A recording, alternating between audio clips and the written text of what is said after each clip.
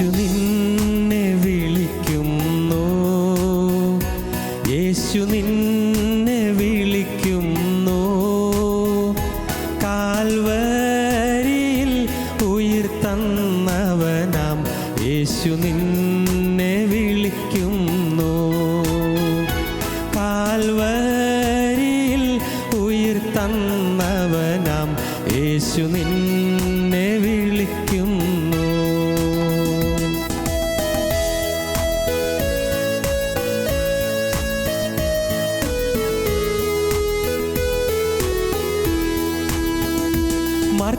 മർത്യജീവിതം ക്ഷണികം, മൃത്യു വന്നിടും ഒരു നാൾ. മർത്യജീവിതം ക്ഷണികം, മൃത്യു വന്നിടും ഒരു നാൾ. മറക്കാതെ നിന്നോട് ആത്മരക്ഷ മുന്നമേ നീ പ്രാപിക്കുവാൻ. മറക്കാതെ നിന്നോട് ആത്മരക്ഷ മുന്നമേ നീ പ്രാപിക്കുവാൻ. യേശു നിന്നെ വിളിക്കുന്നു, യേശു നിന്നെ വിളിക്കുന്നു. കാൽവരിയിൽ ഉയിർ തന്നവനാം യേശു നിന്നെ വിളിക്കുന്നു. കാൽവരിയിൽ ഉയിർ തന്നവനാം യേശു നിന്നെ വിളിക്കുന്നു.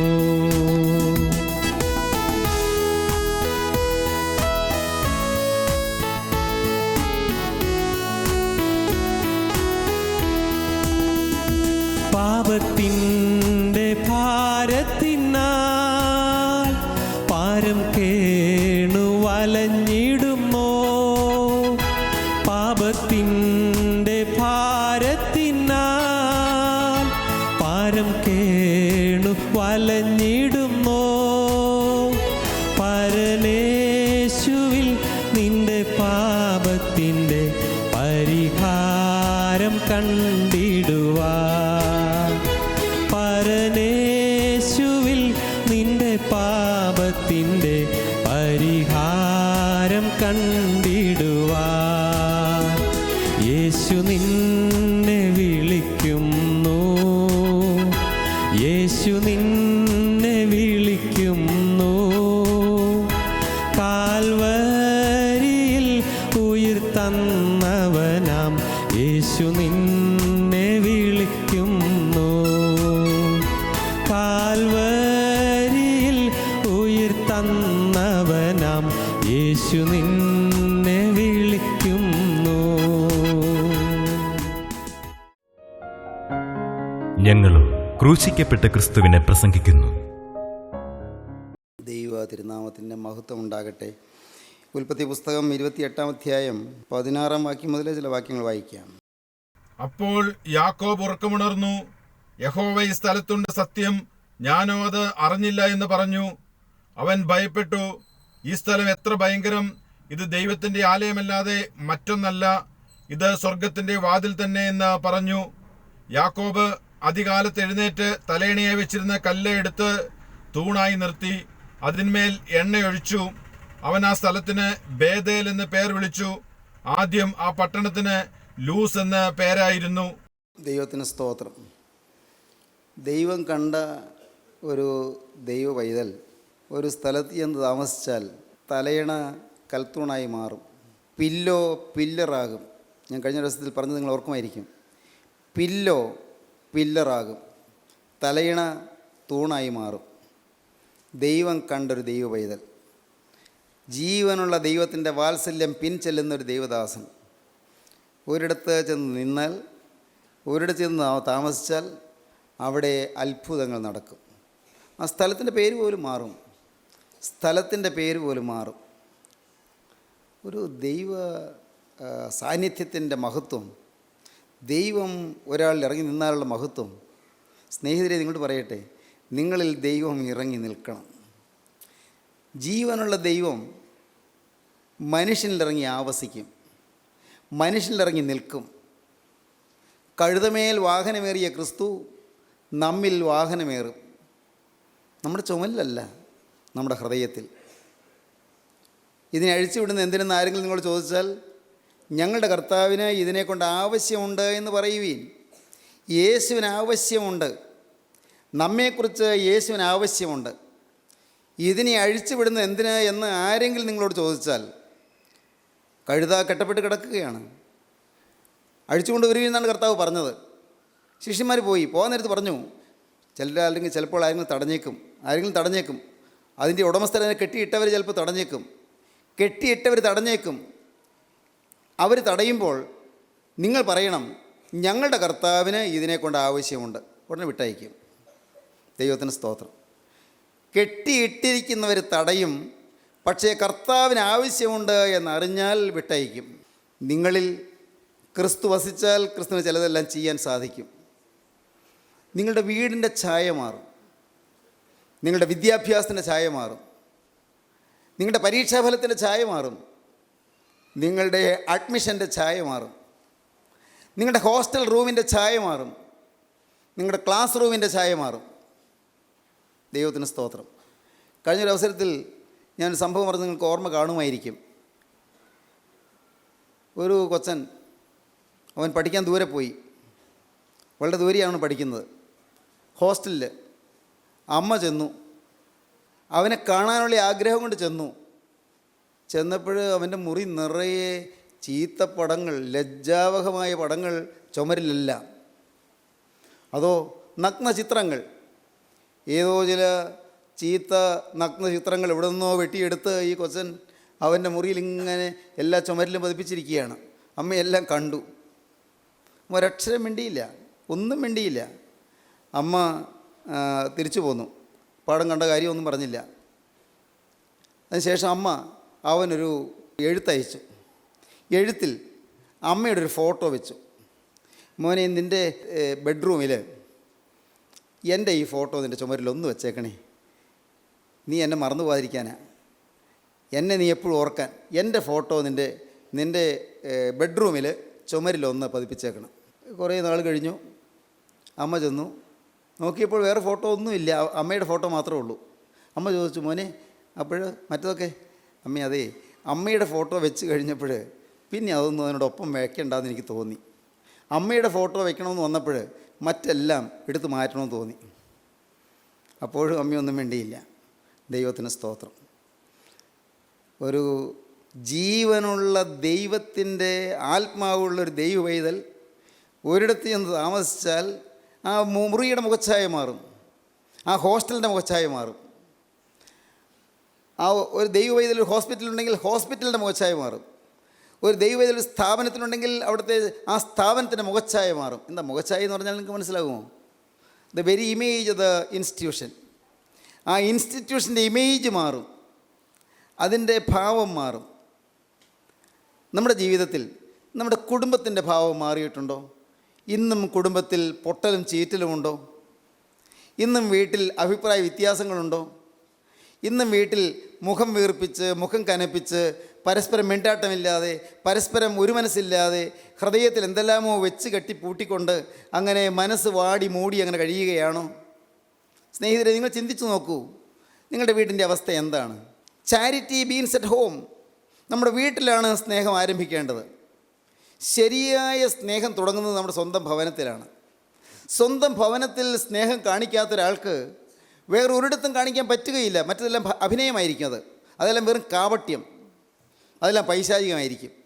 സ്വന്തം വീട്ടിൽ, സ്വന്തം ഭർത്താവിൻ്റെ അടുത്ത്, സ്വന്തം ഭാര്യയുടെ അടുത്ത്, സ്വന്തം മക്കളുടെ അടുത്ത്, സ്വന്തം മാതാപിതാക്കളുടെ അടുത്ത് ജീവനുള്ള ദൈവം പ്രസാദിക്കുന്ന സ്നേഹം കാണിക്കണം. വെറും ജഡസ്നേഹമല്ല ഞാനീ പറഞ്ഞത്. ദൈവം പ്രസാദിക്കുന്ന ശ്രേഷ്ഠമായ സ്വഭാവം കാണിക്കണം, ശ്രേഷ്ഠമായ പ്രകൃതം. പരസ്പരം വിട്ടുവീഴ്ച ചെയ്യാൻ സാധിക്കുക, പരസ്പരം ക്ഷമിക്കാൻ സാധിക്കുക, പരസ്പരം പൊറുക്കാൻ സാധിക്കുക, പരസ്പരം പലതും മറക്കാൻ സാധിക്കുക.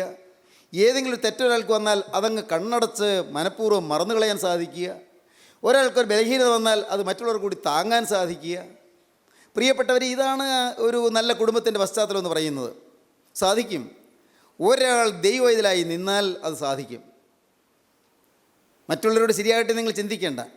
നമുക്കൊരു കാര്യം ചെയ്യാം, ഞാൻ ഒരാളത് ശരിയായിട്ട് നിൽക്കാം. ഞാൻ ഒരാൾ, എന്നെക്കൊണ്ടതല്ലേ സാധിക്കൂ. മറ്റുള്ളവരുടെ കാര്യം ഞാനെങ്ങനെ ശരിയാക്കുന്നത്? ഞാൻ ഒരാൾ ക്രിസ്തുവിൻ്റെ പ്രതീകമായി എൻ്റെ ഭവനത്തിൽ നിൽക്കും. ഞാൻ ഒരാൾ ക്രിസ്തുവിൻ്റെ പ്രതീകമായി ക്രിസ്തുവിനെ വഹിച്ചുകൊണ്ട് ഞാൻ ജോലി ചെയ്യുന്ന സ്ഥാപനത്തിൽ നിൽക്കും. ഞാൻ ഒരാൾ ക്രിസ്തുവിൻ്റെ പ്രതീകമായി ഞാൻ യാത്ര ചെയ്യുന്ന ബസ്സിൽ, യാത്ര ചെയ്യുന്ന വാഹനത്തിൽ ഞാൻ ക്രിസ്തുവിൻ്റെ പ്രതീകമായി ജീവിക്കും. എല്ലായിടത്തും. ഇനി നിങ്ങൾ ദയവായിട്ട് ചിന്തിച്ച് നോക്കൂ, ക്രിസ്തുവിൻ്റെ പ്രതീകമായിട്ട് നിൽക്കുന്ന ഒരാൾക്ക് നിങ്ങളുടെ ജോലിയിൽ ഉഴപ്പാൻ പറ്റുമോ? ക്രിസ്തുവിൻ്റെ പ്രതീകമായി നിൽക്കുന്ന ഒരാൾക്ക് ആത്മാർത്ഥതയില്ലാതെ ജോലി ചെയ്യാൻ സാധിക്കുമോ? ശമ്പളം എണ്ണി വാങ്ങുന്നതിൽ മാത്രം ആത്മാർത്ഥതയും ഉത്തരവാദിത്വവും, എന്നാൽ ജോലി ചെയ്യുന്നതിൽ ആത്മാർത്ഥതയും ഉത്തരവാദിത്വവും ഇല്ലാതിരിക്കുക എന്ന് പറഞ്ഞാൽ എത്രയോ നികൃഷ്ടമായ പ്രകൃതമാണത്. ഞാൻ ചോദിക്കട്ടെ, അനേകം പേരും കൂട്ടായ്മയിൽ വരുന്നവർ, ദയവായിട്ട് നിങ്ങൾ എന്നോട് ക്ഷമിക്കണം, കൂട്ടായ്മയിൽ വരുന്നവർ അനേകം പേര് ജോലിയിൽ ശുഷ്കാന്തി ഇല്ലാത്തവരാണ്, ആത്മാർത്ഥതയില്ലാത്തവരാണ്, കാര്യക്ഷമതയില്ലാത്തവരാണ്, ഉത്തരവാദിത്വ ബോധമില്ലാത്തവരാണ്, കഠിന പ്രയത്നം ചെയ്യാൻ മനസ്സില്ലാത്തവരാണ്, സ്വന്തം കാര്യം പോലെ ജോലി സ്ഥലത്ത് നിൽക്കാൻ സാധിക്കാത്തവരാണ്. ദൈവം പ്രസാദിക്കുകയില്ല. വ്യക്തമായിട്ട് ഞാൻ പറഞ്ഞു തരാം, ദൈവം പ്രസാദിക്കുകയില്ല. ദൈവം പ്രസാദിക്കണമെങ്കിൽ നിങ്ങളുടെ ജോലിയിൽ കാര്യക്ഷമത കാണിക്കണം. യേശുവിൻ്റെ സ്വഭാവം നിങ്ങളുടെ ജോലി സ്ഥലത്ത് കാണിക്കണം. വാക്കിനാലോ ക്രിയയാലോ എന്ത് ചെയ്താലും എല്ലാം ദൈവത്തിൻ്റെ മഹത്വത്തിനായി ചെയ്യണം. ആകയാൽ നിങ്ങൾ തിന്നാലും കുടിച്ചാലും എന്ത് ചെയ്താലും എല്ലാം ദൈവത്തിൻ്റെ മഹത്വത്തിനായി ചെയ്യുവീരെന്ന് അപ്പോസ്തലൻ പറഞ്ഞു, കൊരിന്ത്യരോട് പറഞ്ഞു. ആകയാൽ നിങ്ങൾ തിന്നാലും കുടിച്ചാലും എന്ത് ചെയ്താലും എല്ലാം ദൈവത്തിൻ്റെ മഹത്വത്തിനായി ചെയ്യുവീൻ. ദൈവത്തിന് സ്തോത്രം. സത്യമായും ജീവനുള്ള ദൈവത്തിൻ്റെ ആത്മാവുണ്ടെങ്കിൽ നിങ്ങൾ നിൽക്കുന്ന സ്ഥലത്ത് നിങ്ങളിൽ നിന്ന് ക്രിസ്തുവിൻ്റെ സുഗന്ധം വ്യാപിച്ചു കൊണ്ടിരിക്കും. വേദപുസ്തകത്തിൽ അതിമനോഹരമായൊരു വാക്യമുണ്ട്. എന്താണെന്നറിയാമോ? തൈലത്തിൻ്റെ സൗരഭ്യം കൊണ്ട് വീട് നിറഞ്ഞു. ആ വാക്യം ഞാൻ ആദ്യം ഹൃദയത്തിൽ തട്ടി വായ സമയത്ത് ഞാൻ കോൾമയിൽ കൊണ്ടു. ഞാനങ്ങ് ആനന്ദിച്ച് ദൈവത്തെ സ്തുതിച്ചു.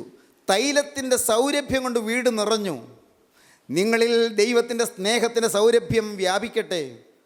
നിങ്ങളിൽ ദൈവത്തിൻ്റെ വിശുദ്ധിയുടെ സൗരഭ്യം വ്യാപിക്കട്ടെ. നിങ്ങളിൽ ദൈവത്തിൻ്റെ കരുണയുടെ സൗരഭ്യം വ്യാപിക്കട്ടെ. ജീവിതം മുഴുവൻ ക്രിസ്തുവിൻ്റെ സുഗന്ധമുള്ളവരായി തീരുക. ക്രിസ്തുവിൻ്റെ വിശുദ്ധിയുടെ സുഗന്ധം പേറുന്നവരായി തീരുക. യാക്കോബ് അവിടെ ചെന്ന് കടന്നു. സ്ഥലത്തിൻ്റെ പേര് മാറി. ആ സ്ഥലം ലൂസ് എന്നായിരുന്നു അതിൻ്റെ പേര് മാറി. അവിടെ പാവപ്പെട്ട യാക്കോബ് ക്ഷീണിതനായി, അവശനായി, ദുഃഖിതനായി, തളർന്ന് വിവശതയോടെ ചെന്ന് കിടന്ന ആ സ്ഥലത്തുണ്ടല്ലോ, ആ ലൂസ് പേര് മാറി, അത് ബേഥേൽ എന്നായി. ദൈവത്തിന് സ്തോത്രം. ഞാൻ പറയുന്നത് നിങ്ങളുടെ പുറമെയുള്ള പേര് മാറ്റണമെന്നും നല്ല കേട്ടോ. പുറമെയുള്ള പേര് മാറ്റിയിട്ടൊന്നും കാര്യമില്ല. നിങ്ങളുടെ വീടിന് നിങ്ങളുടെ പൂർവികന്മാരുടെ കാലത്തെ പേര് മാറ്റിയിട്ട് ഒരു പുതിയ പേര് വയ്ക്കണമെന്നും ഞാൻ പറഞ്ഞില്ല. അതൊന്നുമല്ല പറഞ്ഞത്. എന്താ ബേഥേലെന്നോ ബേഥാനിയെന്നോ അതല്ലെങ്കിൽ നസറത്തെന്നോ ഒക്കെ പേരൊക്കെ ഇടാം ആളുകൾക്ക് വേണ്ടി. ബേത്ലഹേം എന്നൊക്കെ പേരിടാം. അതിലൊന്നും കാര്യമൊന്നുമില്ല. നിങ്ങളുടെ ജീവിതത്തിൽ ആ പേരിൻ്റെ അന്വർത്ഥത വരട്ടെ, പേരിൻ്റെ യാഥാർത്ഥ്യം നിങ്ങളുടെ ജീവിതത്തിൽ വരട്ടെ. ദൈവത്തിന് സ്തോത്രം. ലൂസ് എന്ന വാക്കിൻ്റെ അർത്ഥം സെപ്പറേഷൻ എന്നാണ്. ബേഥേൽ എന്ന വാക്കിൻ്റെ അർത്ഥം ദ ഹൗസ് ഓഫ് ഗോഡ് എന്നാണെന്ന്. ഹൗസ് ഓഫ് ഗോഡ്, ദൈവത്തിൻ്റെ ഭവനം. The house of God, Bethel ദൈവത്തിൻ്റെ ഭവനമാണ്. ലൂസ് സെപ്പറേഷനാണ്. സെപ്പറേഷൻ എല്ലായിടത്തും സെപ്പറേഷനാണ്. സെപ്പറേഷൻ ഫ്രം ഗോഡ്, ദൈവത്തിൽ നകൽച്ച. സെപ്പറേഷൻ ഫ്രം ഫാമിലി, കുടുംബത്തിൽ നകൽച്ച. സെപ്പറേഷൻ ഫ്രം പേരൻസ്, മാതാപിതാക്കളിൽ നകൽച്ച. സെപ്പറേഷൻ ഫ്രം റിലേഷൻഷിപ്സ്, ബന്ധങ്ങളിൽ നകൽച്ച. സെപ്പറേഷൻ എന്നാണ്, സെപ്പറേഷൻ വെച്ചാൽ വേർപിരിയൽ. സെപ്പറേഷൻ എന്നാണ് ലൂസ് എന്ന വാക്കിൻ്റെ അർത്ഥം. സെപ്പറേഷൻ്റെ സ്ഥലം ഹൗസ് ഓഫ് ഗോഡായി മാറി. സ്തോത്രം. നിങ്ങളെന്ത് പറയുന്നു? നിങ്ങളുടെ കുടുംബം ഹൗസ് ഓഫ് ഗോഡായി മാറണം. നിങ്ങളുടെ ഹൃദയം ഹൗസ് ഓഫ് ഗോഡായി മാറണം. 1 കൊരിന്ത്യർ 3-16 വാക്യം വായിക്കാം. നിങ്ങളുടെ ജീവിതം ദൈവത്തിൻ്റെ പള്ളിയായി മാറണമെന്ന്. നിങ്ങളുടെ ഹൃദയം ദൈവത്തിൻ്റെ പള്ളിയായി മാറണം. ദൈവത്തിൻ്റെ ആലയമായി മാറണം. ദൈവത്തിൻ്റെ മന്ദിരമായി മാറണം. നിങ്ങൾ ദൈവത്തിൻ്റെ മന്ദിരമെന്നും ദൈവത്തിന്റെ ആത്മാവ് നിങ്ങളിൽ വസിക്കുന്നുവെന്നും അറിയുന്നില്ലയോ? ദൈവത്തിന്റെ മന്ദിരം നശിപ്പിക്കുന്നവനെ ദൈവം നശിപ്പിക്കും. ദൈവത്തിന്റെ മന്ദിരം വിശുദ്ധമല്ലോ. ദൈവത്തിന്റെ മന്ദിരം വിശുദ്ധമാണല്ലോ. നിങ്ങളും അങ്ങനെ തന്നെ ആകുന്നു. ദൈവത്തിന് സ്തോത്രം. ദൈവത്തിൻ്റെ മന്ദിരം അശുദ്ധമാക്കുന്നവനെ എന്നാണ് നേരെ തർജ്ജമ ചെയ്യേണ്ടത്. അശുദ്ധമാക്കുന്നവനെ. I will destroy him that defileth my temple. എൻ്റെ ആലയം, വിശുദ്ധമായ ആലയത്തെ അശുദ്ധമാക്കുന്നവനെ ഞാൻ നശിപ്പിക്കുമെന്നാണ്. I will destroy him that defileth my temple. എൻ്റെ ആലയം അശുദ്ധമാക്കുന്നവനെ ഞാൻ നശിപ്പിക്കുമെന്നാണ് ദൈവം പറയുന്നത്. നിങ്ങൾ ദൈവത്തിൻ്റെ മന്ദിരമെന്നും ദൈവത്തിൻ്റെ ആത്മാവ് നിങ്ങൾ വസിക്കുന്നുവെന്ന് അറിയുന്നില്ലയോ? നിങ്ങൾ ദൈവത്തിൻ്റെ ആലയമാണ്, നിങ്ങൾ ദൈവത്തിൻ്റെ മന്ദിരമാണ്, നിങ്ങൾ ദൈവത്തിൻ്റെ പള്ളിയാണ്. നിങ്ങൾ ദൈവത്തിൻ്റെ മന്ദിരമെന്നും ദൈവത്തിൻ്റെ ആത്മാവ് നിങ്ങളിൽ വസിക്കുന്നുവെന്ന് അറിയുന്നില്ലയോ? ദൈവത്തിൻ്റെ മന്ദിരം അശുദ്ധമാക്കുന്നവനെ ദൈവം നശിപ്പിക്കും. ദൈവത്തിൻ്റെ മന്ദിരം വിശുദ്ധമല്ലോ, നിങ്ങളും അങ്ങനെ തന്നെ, നിങ്ങളും വിശുദ്ധമായിരിക്കണം. അപ്പോസ്തലൻ കൊരിന്ത്യർക്ക് ഉപദേശം കൊടുക്കുകയാണ്. ഇതേ ലേഖനത്തിൽ തന്നെ 1 കൊരിന്ത്യർ 6-ാം അധ്യായത്തിൽ അപ്പോസ്തലൻ 19-ാം വാക്യത്തിൽ ഇത് തന്നെ വീണ്ടും പറയുന്നു. ദൈവത്തിന്റെ ദാനമായി നിങ്ങളിലിരിക്കുന്ന പരിശുദ്ധാത്മാവിന്റെ മന്ദിരമാകുന്നു നിങ്ങളുടെ ശരീരമെന്നും നിങ്ങളെ വിലയ്ക്ക് വാങ്ങിയിരിക്കിയാൽ നിങ്ങൾ താന്താങ്ങൾക്കുള്ളവരല്ല എന്നും അറിയുന്നില്ലയോ? ദൈവത്തിന്റെ ദാനമായി നിങ്ങളിലിരിക്കുന്ന പരിശുദ്ധാത്മാവിന്റെ മന്ദിരമാകുന്നു നിങ്ങളുടെ ശരീരമെന്നും നിങ്ങളെ വിലയ്ക്ക് വാങ്ങിയിരിക്കിയാൽ നിങ്ങൾ താന്താങ്ങൾക്കുള്ളവരല്ല എന്നും അറിയുന്നില്ലയോ? പ്രിയപ്പെട്ടവരെ, നമ്മുടെ ഈ ശരീരം നാം അശുദ്ധമാക്കാൻ പാടില്ല. ഓരോ അവയവത്തിലും നമുക്ക് നിയന്ത്രണം വേണം. അതാണ് ഇന്ദ്രിയ ജയം എന്ന് പറയുന്നത്. ഓരോ അവയവത്തിലും ഒരു വാക്കിൽ തെറ്റരുത്, ഒരു നോട്ടത്തിൽ തെറ്റരുത്. പ്രിയപ്പെട്ടവരെ, നമ്മുടെ വായിൽ ഒഴിക്കുന്നതിൽ തെറ്റരുത്, ചുണ്ടിൽ പിടിപ്പിക്കുന്നതിൽ തെറ്റരുത്. ദൈവത്തിന് സ്തോത്രം. നമ്മുടെ പൈസ ഇടപാടുകളിൽ തെറ്റരുത്. എല്ലാറ്റിലും കൃത്യത വേണം, എല്ലാറ്റിലും ആക്യുറസി വേണം, എല്ലാറ്റിലും തീർച്ചയായിട്ടും വിശുദ്ധി വേണം, സംശുദ്ധി നിലനിർത്തണം. എല്ലാറ്റിലും കറതീർന്ന ജീവിതം നയിക്കണം. നമ്മുടെ പണ ഇടപാടുകളിൽ കറതീർന്നിരിക്കണം. നമ്മുടെ ദൈനംദിന ജീവിത വ്യാപാര രംഗങ്ങളിൽ കറതീർന്നിരിക്കണം.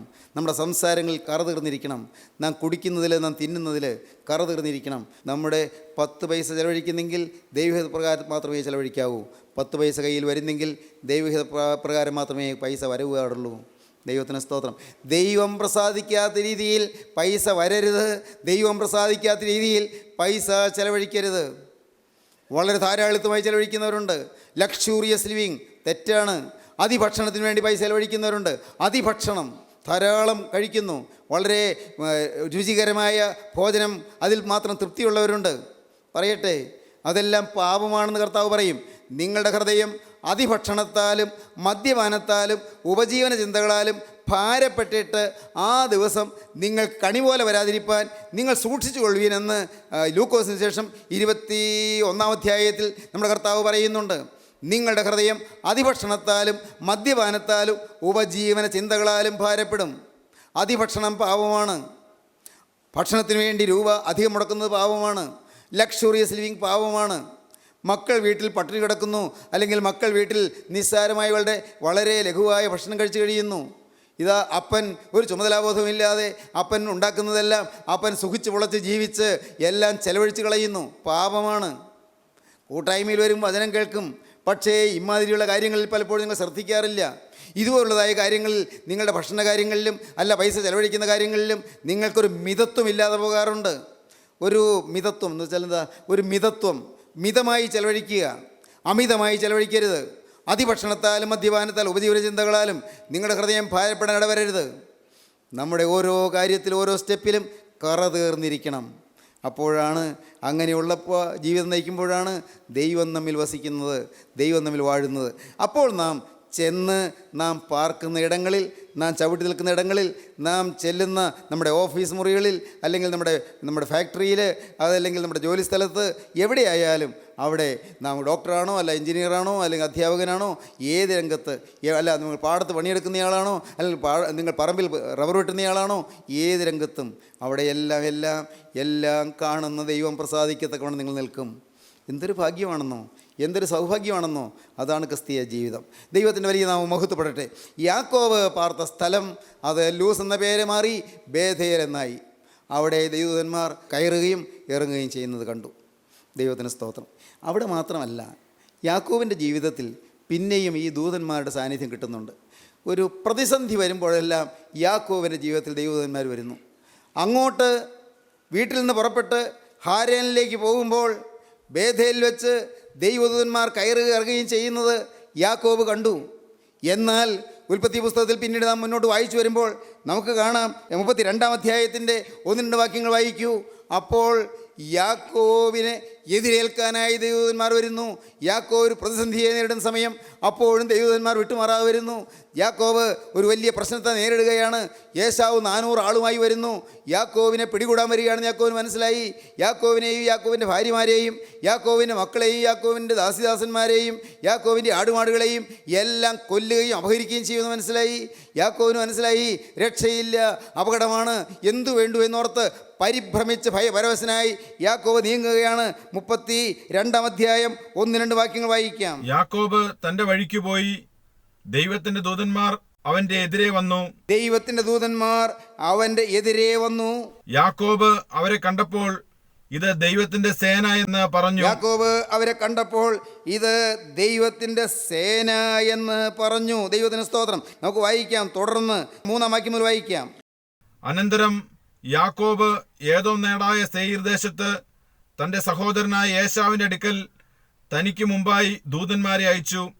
അവരോട് കൽപ്പിച്ചതെന്തെന്നാൽ, എന്റെ യജമാനായ ഏശാവിനോട് ഇങ്ങനെ പറവിൻ, നിന്റെ ദാസനായ യാക്കോബ് ഇപ്രകാരം പറയുന്നു, ഞാൻ ലാബാന്റെ അടുക്കൽ പരദേശിയായി പാർത്ത് ഇന്നുവരെ അവിടെ താമസിച്ചു. ഈ കണ്ട 20 വർഷം ലാബാന്റെ വീട്ടിൽ, അമ്മാവന്റെ വീട്ടിൽ താമസിച്ചു, പരദേശിയായി പാർത്തിട്ടാണ് വരുന്നത്. എനിക്ക് കാളയും കഴുതയും ആടും ദാസീദാസന്മാരുമുണ്ട്, എല്ലാം ഉണ്ട്. നിനക്ക് എന്നോട് കൃപ തോന്നേണ്ടതിനാകുന്നു യജമാനനെ അറിയിപ്പാൻ ആളയക്കുന്നത്. നിനക്ക് എന്നോട് കൃപ തോന്നണം, എന്നെ നീ ഉപദ്രവിക്കരുത്. 20 കൊല്ലം മുമ്പ് ചെയ്ത പാതകം എൻ്റെ മേൽ കണക്കിടരുത്, അത് എന്നോട് ഓർക്കരുത്. എന്നെ നീ ശിക്ഷിക്കരുത്, എന്നെ നീ കൊല്ലരുത്, എൻ്റെ ഭാര്യമാരെയും മക്കളെയും നശിപ്പിക്കരുത്. എന്നോട് നിനക്ക് കൃപ തോന്നാൻ ഞാനിത് ആളെ മുൻകൂട്ടി അയക്കുകയാണ്. ദൂതന്മാർ യാക്കോബിന്റെ അടുക്കൽ മടങ്ങി വന്നു. ദൂതന്മാർ ചെന്ന് ഏശാവിനെ അറിയിച്ചിട്ട് മടങ്ങി വന്നു. ഞങ്ങൾ നിന്റെ സഹോദരനായ ഏശാവിന്റെ അടുക്കൽ പോയി വന്നു. നിന്റെ സഹോദരനായ ഏശാവിന്റെ അടുക്കൽ പോയിട്ട് ഞങ്ങൾ വന്നിരിക്കുകയാണ്. 400 ആളുമായി നിന്നെ എതിരേൽപ്പാൻ വരുന്നു എന്ന് പറഞ്ഞു. 400 ആളുമായി നിന്നെ എതിരേൽപ്പാൻ വരുന്നു എന്ന് പറഞ്ഞു. അപ്പോൾ യാക്കോബ് ഏറ്റവും ഭ്രമിച്ചു, ഭയപരവശനായി. അപ്പോൾ യാക്കോബ് ഏറ്റവും ഭ്രമിച്ചു, ഭയപരവശനായി തീർന്നു. ദൈവത്തിന് സ്തോത്രം. ഈ ഭയപാരവശ്യം വരുന്നതിന് തൊട്ട് മുൻപ് ദൈവദൂതന്മാരുടെ സംരക്ഷണം യാക്കോബിന് കിട്ടിക്കഴിഞ്ഞു. ദൈവവൈതലേ, നീ വിശ്വസിക്കൂ, പ്രതിസന്ധികൾ നിൻ്റെ ജീവിതത്തിൽ വരും. പക്ഷേ തൊട്ട് മുൻപ് ഇതാ മാലാഖമാർ വന്ന് അണിനിരന്ന് കഴിഞ്ഞു. നിങ്ങൾ വിശ്വസിക്കൂ. പ്രശ്നങ്ങൾ നിങ്ങളുടെ ജീവിതത്തിൽ വരില്ലെന്നല്ല ഞാൻ പറഞ്ഞത്, വരും. ലോകത്തിൽ നിങ്ങൾ കഷ്ടമുണ്ട്, എങ്കിലും ധൈര്യപ്പെടുകയും, ഞാൻ ലോകത്തെ ജയിച്ചിരിക്കുന്നുവെന്ന് നമ്മുടെ കർത്താവ് പറഞ്ഞു. പ്രശ്നങ്ങൾ നമുക്കുണ്ട്, ആവശ്യഭാരങ്ങൾ നമുക്കുണ്ട്, കഷ്ടപ്പാടുകൾ നമുക്കുണ്ട്. തീർച്ചയായിട്ടും നമുക്ക് മനസ്സ് മടുപ്പിക്കുന്ന അനേകം പ്രതിസന്ധികൾ നമ്മെ എതിർത്ത് നിൽക്കുന്നുണ്ട്, നമ്മെ ചെറുത്ത് നിൽക്കുന്നുണ്ട്. ശരിയാണ്. പക്ഷേ നിങ്ങൾ വിശ്വസിക്കൂ, ആ പ്രശ്നങ്ങളിൽ നിങ്ങൾ ചെല്ലുന്നതിന് മുൻപ് തന്നെ മാലാഖമാർ വന്ന് ചുറ്റി നിന്നു കഴിഞ്ഞു. മഹനീയും ഒരു വലിയ കൂട്ടം സൈന്യം, മഹനീയും എന്ന് പേരിട്ടു. മഹനീയും ഒരു വലിയ സൈന്യം, മാലാഖമാരുടെ സൈന്യം വന്ന് യാക്കോബിനെ വലയം ചെയ്തു. ദൈവവൈതലേ, നിന്നെ വലയം ചെയ്യാൻ സ്വർഗീയ സേനകൾ സജ്ജമാണ്. ദൈവം തന്നെ ദൂതന്മാരെ അയച്ചിട്ടുണ്ട്. എബ്രായ ലേഖനം 1-ാം അധ്യായത്തിൻ്റെ അവസാന വാക്യം വായിക്കുമ്പോൾ കാണാം, അവരെല്ലാവരും രക്ഷ പ്രാപിപ്പാനുള്ളവരുടെ ശുശ്രൂഷയ്ക്ക് അയക്കപ്പെടുന്ന സേവകാത്മാക്കളല്ലയോ. അവരെല്ലാവരും രക്ഷ പ്രാപിപ്പാനുള്ളവരുടെ ശുശ്രൂഷയ്ക്ക് അയക്കപ്പെടുന്ന സേവകാത്മാക്കളല്ലയോ. രക്ഷ പ്രാപിച്ചവരുടെ അല്ല, രക്ഷ പ്രാപിപ്പാനുള്ളവരുടെ ശുശ്രൂഷയ്ക്ക് അയക്കപ്പെടുന്ന സേവകാത്മാക്കൾ. അവർ രക്ഷ പ്രാപിപ്പാനുള്ളവരാണ്. ദൈവത്തിനറിയാം, അവർക്ക് വേണ്ടി ദൈവം ദൂതന്മാരെ അയച്ചു കഴിഞ്ഞിരിക്കുന്നു. സ്നേഹിത, നിനക്ക് വരാൻ പോകുന്ന പ്രശ്നം ദൈവം അറിയുന്നുണ്ട്. നീ നേരിടുന്ന വലിയ ഭയവും പരിഭ്രമവും വരുന്ന കാര്യങ്ങൾ ദൈവം അറിയുന്നുണ്ട്. അമ്പരപ്പുളവാക്കുന്ന കാര്യങ്ങൾ ദൈവം കാണുന്നുണ്ട്. മകളെ, നിൻ്റെ കുടുംബജീവിതത്തിൽ, നിൻ്റെ ജീവിതത്തിൽ നീ അനുഭവിക്കാൻ പോകുന്ന ചില യാതനകളും വേദനകളും ദുരിതങ്ങളും എല്ലാം കർത്താവ് കാണുന്നുണ്ട്. ദൈവം തൻ്റെ മാലാഖമാരെ നിനക്ക് ചുറ്റും കാവലാക്കി നിർത്തിക്കഴിഞ്ഞിരിക്കുന്നു. ദൈവത്തിന് സ്തോത്രം. നിങ്ങൾ വിശ്വസിക്കൂ, ഈ മാലാഖമാരുടെ സംരക്ഷണത്തിലും ആ വലയത്തിനുള്ളിലുമാണ് ഞാൻ ജീവിക്കുന്നത് എന്ന് നിങ്ങൾ വിശ്വസിക്കൂ. അപ്പോൾ നിങ്ങളുടെ ജീവിതത്തിൽ ഒരു സ്വന്തമായൊരു കെട്ടുറപ്പ് കിട്ടും. ഭയങ്ങളിൽ നിങ്ങൾ വിടുതൽ കിട്ടും. നിങ്ങൾ പരീക്ഷാ ഹോളിൽ ചെന്നിരിക്കുമ്പോൾ യേശു കൂടെയുണ്ട്, മാലാഖമാർ ചുറ്റി നിൽക്കുന്നുണ്ട്. ഇത് നിങ്ങൾക്ക് ഉറപ്പ് കിട്ടും. നിങ്ങൾ ജോലി സ്ഥലത്ത് ചെല്ലുമ്പോൾ യേശു കൂടെയുണ്ട്, മാലാഖമാർ കൂടെയുണ്ട്. നിങ്ങൾക്ക് ഉറപ്പ് കിട്ടും. ദൈവത്തിന് സ്തോത്രം. നിങ്ങൾ അധ്യാപകനാണെങ്കിൽ നിങ്ങൾ ആദ്യമായി ക്ലാസ്സിലേക്ക് ചെല്ലുകയാണ്, ആദ്യമായി കുട്ടികളെ അഭിമുഖീകരിക്കുകയാണ്. ഇതിനു മുൻപ് കുട്ടികളെ കണ്ടിട്ടില്ല, കുട്ടികളെ പഠിപ്പിച്ചിട്ടില്ല, ഒരു സ്റ്റേജിൽ കയറിയിട്ടില്ല, ഒരിടത്ത് ചെന്ന് നിന്നിട്ടില്ല. നിങ്ങളുടെ കൈകാലുകൾ വിറയ്ക്കുന്നു, നിങ്ങളുടെ ശരീരം വിറയ്ക്കുന്നു, നിങ്ങളുടെ മുട്ട് കൂട്ടി ഇടിക്കാൻ തുടങ്ങുന്നു, നിങ്ങൾ ആസകലം വിയർത്തൊലിക്കാൻ തുടങ്ങുന്നു, വിഷമിക്കുന്നു. നിങ്ങൾ വിശ്വസിക്കണം, ദൈവത്തിൻ്റെ ദാസനാണ് ഞാൻ യേശു ക്രിസ്തുവിൻ്റെ വകയാണ്. എൻ്റെ ആയുസ് ഞാൻ യേശുവിന് കൊടുത്തതാണ്. യേശുവിൻ്റെ മാലാഖമാർ എന്നെ ചുറ്റി നിൽക്കുന്നു. ദൈവത്തിന് സ്തോത്രം. വിശ്വസിക്കൂ, ദൈവത്തിന് ദൈവത്തിൻ്റെ ദൂതന്മാരുടെ സംരക്ഷണം. യാക്കോബിന് പ്രതിസന്ധികൾ വന്നപ്പോൾ, പ്രശ്നങ്ങൾ വന്നപ്പോഴെല്ലാം മാലാഖമാരുടെ സംരക്ഷണം കിട്ടി. ഇന്ന് ഞാൻ ഈ വാക്കുകൾ പറഞ്ഞു നിർത്താൻ ശ്രമിക്കുമ്പോൾ ഊന്നി പറഞ്ഞുകൊണ്ട് അവസാനിപ്പിക്കട്ടെ, വ്യക്തമായൊരു കാര്യം പറഞ്ഞുകൊണ്ട് അവസാനിപ്പിക്കട്ടെ. പ്രിയപ്പെട്ടവരെ, നിങ്ങളുടെ ജീവിതത്തിൽ നിങ്ങളെ കാക്കുന്ന ദൈവത്തിൻ്റെ സ്നേഹം മാലാഖമാർ നിങ്ങൾക്ക് വേണ്ടി അയച്ചു തരികയാണ്. മാലാഖമാർ നിങ്ങൾക്ക് ചുറ്റും നിർത്തുകയാണ്. സ്വർഗീയ ദൂതന്മാരുടെ സംരക്ഷണം നിങ്ങൾക്ക് തരികയാണ്. ജീവനുള്ള ക്രിസ്തു തൻ്റെ രക്തം കൊടുത്ത് നമ്മെ വിലയ്ക്ക് വാങ്ങിയിരിക്കുകയാണ്. തൻ്റെ രക്തം കൊടുത്ത് വിലയ്ക്ക് വാങ്ങിയ മക്കളെ സംരക്ഷിക്കുക എന്നുള്ളത് ക്രിസ്തുവിൻ്റെ കടപ്പാടാണ്. ദൈവത്തിന് സ്തോത്രം. താൻ രക്തം കൊടുത്ത് വിലയ്ക്ക് വാങ്ങിയ മക്കൾ, ജീവിതം ക്രിസ്തുവിന് സമർപ്പിച്ച മക്കൾ, തങ്ങളെ തന്നെ ക്രിസ്തുവിന് വിട്ടുകൊടുത്ത മക്കൾ, മുഴുവനായി ക്രിസ്തുവിൻ്റെ കരങ്ങളിലേക്ക് ഏൽപ്പിച്ചു കൊടുത്തവർ, അവരുടെ സംരക്ഷണം ക്രിസ്തു ഏറ്റെടുത്തിരിക്കുകയാണ്. നിങ്ങൾ വിശ്വസിക്കൂ, നിങ്ങൾ യേശുവിന് കൊടുത്തു എന്നുള്ള ഉറപ്പ് നിങ്ങൾക്കുണ്ടോ? പ്രിയപ്പെട്ടവരെ, ഞാൻ അത്ഭുതത്തോടെ പറയട്ടെ, ഞാൻ സമാധാനത്തോടെ പറയട്ടെ, ജീവനുള്ള ക്രിസ്തുവിൻ്റെ കരങ്ങളിലേക്ക് ഈ ആയുസ് കൊടുത്തു എന്നുള്ള ഒരു ഉറപ്പ് എനിക്ക് കിട്ടിയതാണ് എൻ്റെ ജീവിതത്തിലെ ഏറ്റവും വലിയ ഭാഗ്യം. ദൈവത്തിന് സ്തോത്രം. മറ്റെന്തെല്ലാം ഭാഗ്യങ്ങളെന്ന് പറയുന്നതെല്ലാം താൽക്കാലികമാണ്. പക്ഷേ ഈ ആയുസ് യേശുവിനെ കൈമാറി എന്നുള്ള ഒരു ഉറപ്പ് എനിക്ക് കർത്താവ് തന്നു. ദൈവത്തിന് സ്തോത്രം. അത് ഒരിക്കലായിട്ട് അവൻ്റെ കരങ്ങളിലേക്ക് കൊടുത്തതാണ്. സ്നേഹിത, നിൻ്റെ ആയുസ് നീ യേശുവിന് കൊടുത്തു എന്നുള്ള ഉറപ്പ് നിനക്കുണ്ടോ? യേശുവിനെ ഏൽപ്പിച്ചു എന്ന്, നിൻ്റെ സ്വന്തം ഇഷ്ടം നീ ബലി കഴിച്ചു എന്ന്, സ്വന്തം ഭാവി നീ വിട്ടുകളഞ്ഞു എന്ന്, സ്വന്തം പരിപാടി വിട്ടുകളഞ്ഞു എന്ന്, സ്വന്തം ഒരു ശുശ്രൂഷയില്ല, സ്വന്തം ഒരു ആത്മീയമില്ല, സ്വന്തം പ്രസംഗമില്ല, സ്വന്തം വേലയില്ല, സ്വന്തം കൂട്ടായ്മയില്ല. ജീവനുള്ള ദൈവത്തിനായി എന്നെയും എനിക്കുള്ളതിനെയെല്ലാം ഞാൻ വിട്ടുകൊടുത്തിരിക്കുന്നു. എൻ്റെ വീട്, എൻ്റെ ഭാര്യ, എൻ്റെ ഭർത്താവ്, എൻ്റെ മക്കൾ, എൻ്റെ വരുമാനം, എൻ്റെ വരവ്, എൻ്റെ ചെലവ് മുഴുവനും യേശുവിനെ ഞാൻ കൊടുത്തിരിക്കുന്നു. യേശുവിനെ ഏൽപ്പിച്ചിരിക്കുന്നു. കഴിവുള്ളവൻ്റെ കയ്യിലേക്ക് ഏൽപ്പിച്ചിരിക്കുകയാണ്. ഏറ്റെടുക്കാൻ ശക്തനായ എൻ്റെ ഭുജങ്ങളിലേക്ക് വിട്ടുകൊടുത്തിരിക്കുകയാണ്. അവൻ എന്നെ കാക്കും, അവൻ എന്നെ നോക്കും, അവൻ്റെ മാലാഖമാരിക്ക് ചുറ്റും നിർത്തും, അവൻ എന്നെ സംരക്ഷിക്കും.